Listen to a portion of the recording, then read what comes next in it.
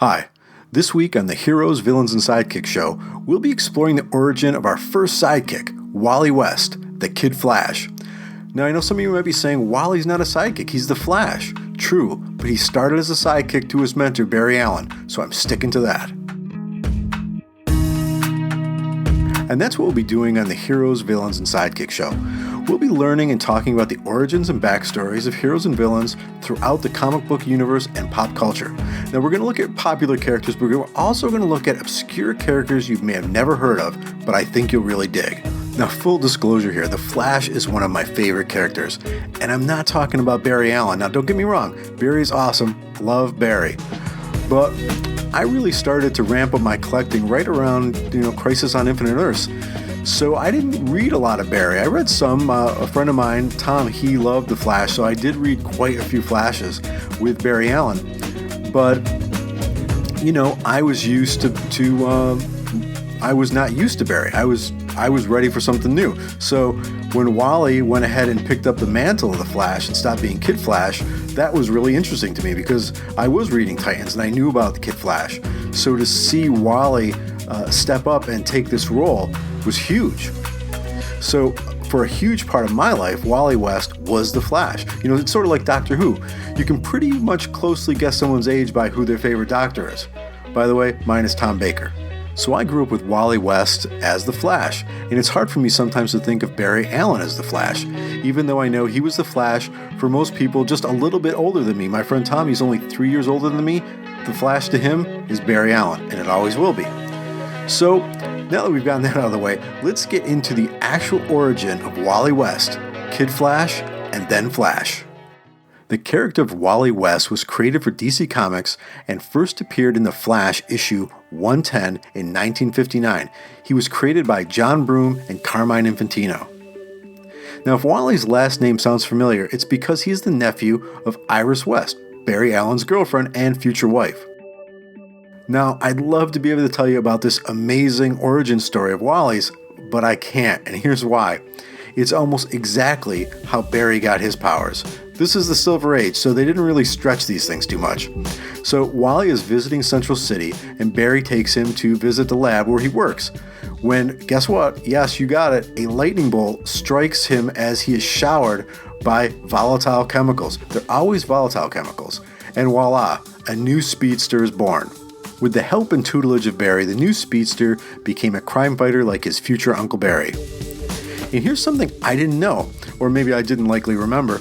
The Kid Flash's first costume was identical to Barry's. He looked like a little Flash. Red, the ears, the whole thing looked just like the Flash's costume. It wasn't until issue 135 that he got his new duds. Barry was already thinking about a new costume design for Wally to sort of set him apart and give him his own look. And while Barry was inspecting an alien mind-over-matter machine, Wally approached Barry and the machine activated.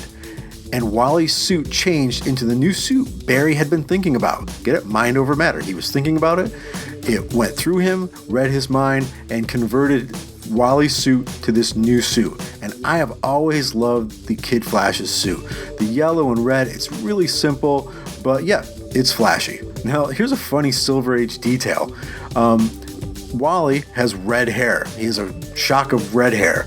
And when Barry gave him the ring to store his new suit in, he gave him a built-in spray dye that would change his hair color brown. Because, of course, this new suit sort of just, the cowl of it went up to his forehead so you could see his hair. So the ring had a built-in spray dye to color his hair brown. I mean, this could only happen in the Silver Age. At this point in time, Wally has the same powers as his mentor, Barry. They can run at the speed of light, vibrate through things, the whole 9 yards.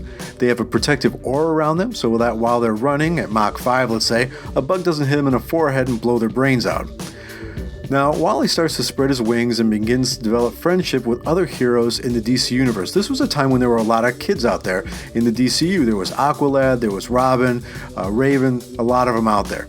So Kid Flash is actually one of the founding members of the Teen Titans that debuted in The Brave and the Bold issue 54. The Teen Titans had some amazing adventures over time, and Wally began to get, unfortunately, sicker and sicker for some reason the more he used his powers. So things were going well, and he's with the Titans, and when he'd use his powers, he would get sicker and sicker, sort of wasting away. And what they determined was that since the chemicals that doused him when he was young, they affected his still developing body. And it actually damaged his cells. Well, see, Barry was a grown man when the chemicals and lightning hit him, so it was fine. It's sort of like, when you break a bone, when you're 10, it might not heal right. So this is what's happening. So at 18, he decides to retire from crime fighting, telling the Titans he was hanging up his running shoes and focusing on his personal life and college. And because of Barry, I really, really started getting into the Titans. And that whole run, the Judas contract, that was the era where I was reading the Titans with Deathstroke and his sister Tara. Just incredible books. And so my love of Flash really carried over to the Titans.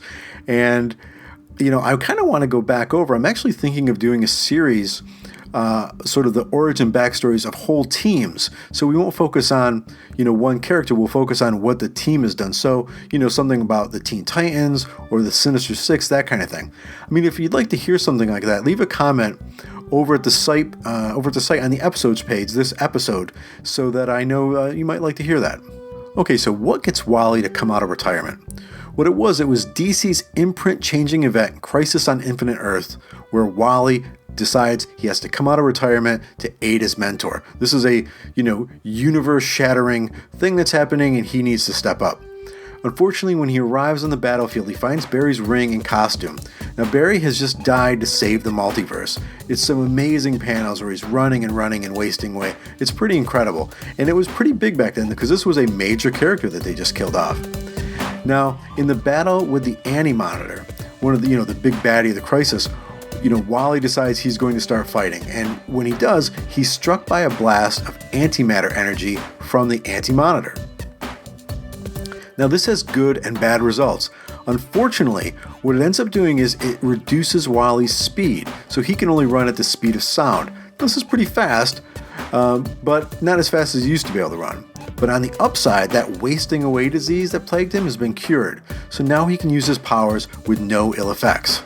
It's at this time when Wally realizes he must take up the mantle of his friend, idol, and mentor, and leave the Kid Flash persona behind and become the Flash. So technically, this is where he ceases to become a sidekick and becomes a superhero, a hero. You're getting two podcast characters in one here. Now, Crisis changed the characters in the DC Universe dramatically, and no more so than Wally West. So shortly after Crisis on Infinite Earths, DC released the Flash Volume 2 with Wally West as the Flash. Now, the title was written by Mike Baron, and I can remember picking this up and just loving it. I'm actually looking at it right now. This, iconic, yellow back cover, and, there's there's Wally wearing the suit. He's out running some jets. It's just a neat cover, and it says presenting the new Flash. So now, after decades, there is a new Flash. Not only that, but one whose powers are greatly reduced of that of the Silver Age Flash, Barry Allen. So, this character is starting off almost, they hobble him a bit because they don't want to make it seem like this guy's replacing Barry Allen completely. They depower him and make it so that he isn't as good or isn't as fast as the Flash. And it partly, I believe, maybe hurt the character early on. Now, as mentioned earlier, Wally's top speed was the speed of sound, where Barry could run at the speed of light. Now, for comparison, the speed of sound is 340.2 miles per second, whereas the speed of light is 299,792,485 miles per hour. Now, that's a crazy fast speed. That is also a big difference. That is a huge difference. Also, Wally cannot vibrate through objects. Now, he can vibrate a little bit into them or through them, but when he does, they explode. And of course, that's never good. But he did learn to use this sort of exploding vibration thing to his benefit, and he used it in fighting. Lastly, another big difference is Wally had to eat huge amounts of food to keep his strength up and not waste away due to this increased metabolism. So they really changed a lot with the character's power set. The new title was fun and I really enjoyed it. In working on this podcast, I went back and read the first 10 and I think they really held up. Although I'm always amazed at the coloring. It's one of those things that it's just so different from today. You can definitely see the difference. I mean, due to, of course, computer coloring and the quality of the paper. But the story holds up and I really enjoyed it. Now, the writers were really having fun with the character, and actually in the first issue, this was something kind of different for a character. Wally West actually wins the lottery and becomes an instant millionaire. But the creators had a problem. People missed their beloved Barry Allen. Now, they were giving the book a chance, but, the writers needed to define this new Flash more. They needed to have him step up even a little bit more. Now, this is where we start to see some differences between Barry and Wally's powers, as mentioned earlier. Now, later in the run, Wally meets Linda Park and begins a romantic relationship with her, and he also moves to Keystone City. So this is a really big step. Yes, he's depowered, but now we've got a love interest, and he leaves Central City, he leaves the Flash's hometown to set up in his own town, Keystone City. And this helps him move out of the shadow of his mentor. Now, those are the first couple changes that come into effect, but, it really starts to ramp up the changes and the development of the character under the masterful writing of Mark Waid. I love Mark Waid's writing, and he is just an amazing, he just has the voice of the Flash. It's pretty incredible. And now a pivotal moment in Waid's run was when Wally has to face Eobard Thawne, of course, Flash's big baddie. Now, to defeat Barry's arch enemy, Wally needs to run faster. He needs to step it up. He needs to be everything that Barry was. It's then when he realizes that his power to only run at the speed of sound isn't something physical that was done to him, but it's something mental. It's his reverence and his devotion to his mentor that's been holding him back. It's all in his head. Once he reconciles his feelings about being the Flash and, taking Barry's place completely, he has all the power of the original Flash. He can run as fast and sometimes faster than Barry and is now able to phase through objects without them exploding. Wally has finally come into his own and is confident as his role as the Flash. Another huge milestone in the development of Wally West, and really all the speedsters, was when Waid introduced the idea of the Speed Force in issue 79 of The Flash. Now, the Speed Force, it's the birthplace of all the speedsters' powers. It's this mystical, scientific energy that gives them their speed, and each draws upon it for their speed and amazing abilities. And it's funny, in doing these shows, like the teams, I got an inspiration or getting some ideas for shows that aren't about teams and aren't about people, but they're actually about maybe objects or places. So like I'm thinking of doing sort of a mini on the Speed Force, a mini on Thor's hammer. So objects and places. And again, if you're interested in something like that, leave a message. I'd like to know if that'd be something you guys would like to hear. Just go ahead and leave a comment. And now a word from our sponsor, Discount Comic Book Service.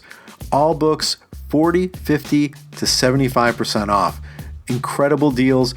I go ahead and I download the Excel sheet. I look at my previews. I pick out the books I want. I add them to that Excel sheet. I upload it and I pay them. In 2 weeks or a month, it all depends on how you want to get your books. Shipping wise, they come to my door perfectly wrapped, perfectly safe. Just awesome. I've been using these guys since 2004-ish, 2005. I have never had a late package. I have never had a damaged package. It is an incredible service. Take a look, dcbservice.com.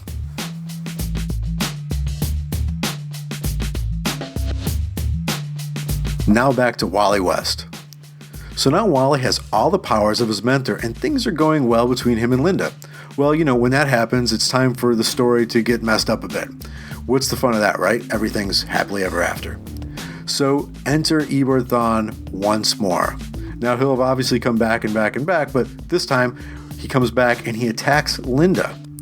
And in a bid to save her, he travels faster than he has ever done before.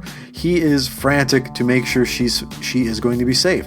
And in doing this, Wally breaks through and into the Speed Force, becoming one with the power that grants all the speedsters their gifts. And Wally doesn't just enter the Speed Force, he becomes one with it. From then on, he and the Speed Force are connected in a way like no other speedsters is. Being connected to the Speed Force gives him even more abilities. He can now travel faster than light sometimes. He can lend speed to others, so he can sort of lend a little bit of Speed Force to somebody.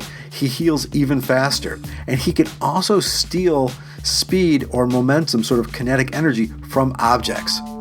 This is when Wally truly surpasses Barry as the Flash if you're looking at just sheer powers and abilities.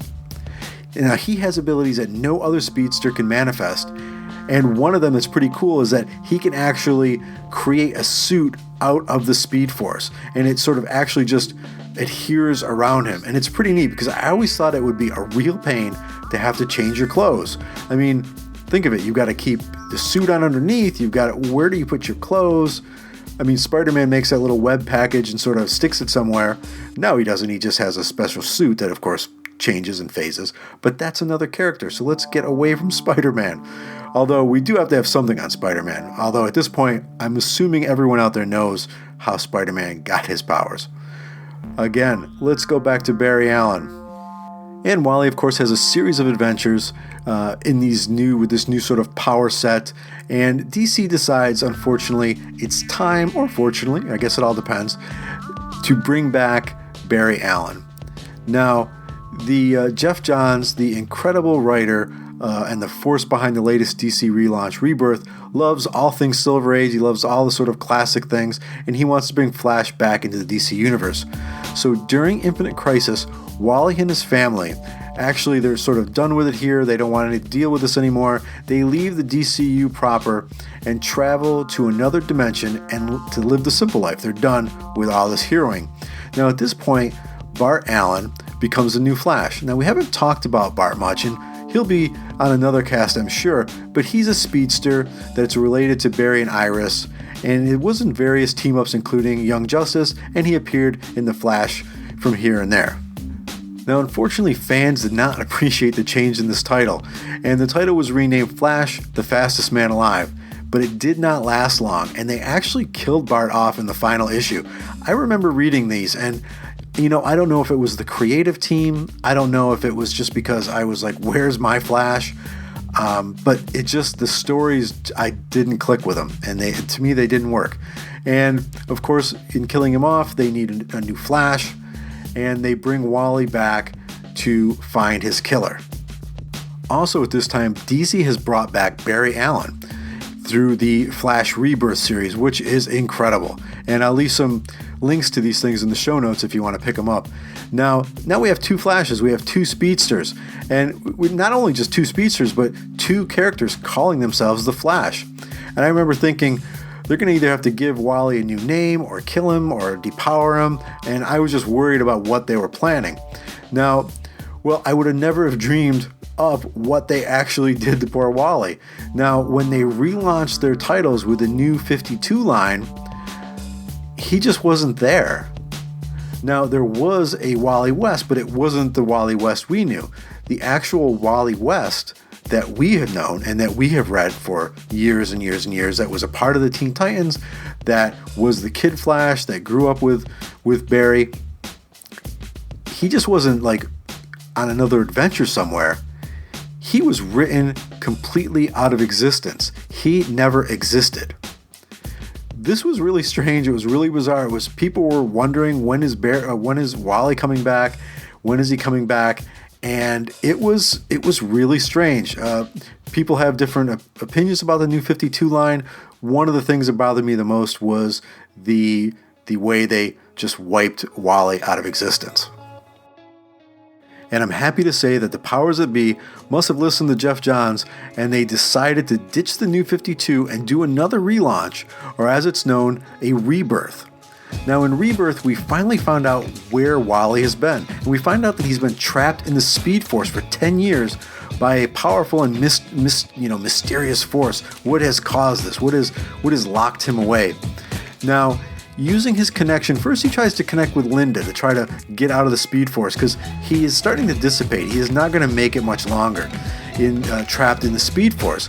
Linda, for some reason, that connection doesn't work. So he uses his connection with Barry. And when he contacts Barry through the Speed Force, of course, Barry has no idea who he is. But slowly, Barry starts to remember who Wally is. He remembers their entire history, that he thinks of him like a son, and all of that was stolen from him, and it just floods in on him. And I have to say that these few pages really choked me up. I mean, the art in them was amazing, the writing. I mean, Johns just really knows how to write these characters. So what happened was, in remembering Wally, it helps and pulls him back into the DCU proper, and he is now out of the Speed Force. So this was pretty incredible. Wally is back. There is 2 flashes again, and I was quite pleased. This was, when I read Rebirth, I think I read those last few pages about 10 times. They were really cool. So now Wally's back in the DCU, and he's reunited with the Titans too. And what he's doing is using his Speed Force, and with it he's able to sort of restore people's memories of him. And it's amazing to see these, this awakening of people seeing things, and it's fun to see him, palling around with the Titans. He's with Nightwing. It's really fun to see it again. I've been enjoying the Titans line, and the new Flash line, of course, is really pretty cool. Now, I'm not sure what he's going to do name-wise. Is he going to change his name? As of the last issue that I read, which I think was issue 6 maybe, the Flash actually told someone to call Wally Flash, as in they're both Flashes. Now, I'm assuming they're going to have to change the name at some point. Someone's going to yell, "Hey, Flash," and who's going to come running, right? But what Wally did do is he did change his costume, and I like it. There's a lot of red to it, and it's pretty interesting. Again, it's a change, so of course some people don't like it, but I think it works for him. And of course he can still manifest the costume from the Speed Force. So Wally is now back in DCU proper, and he is faster than ever.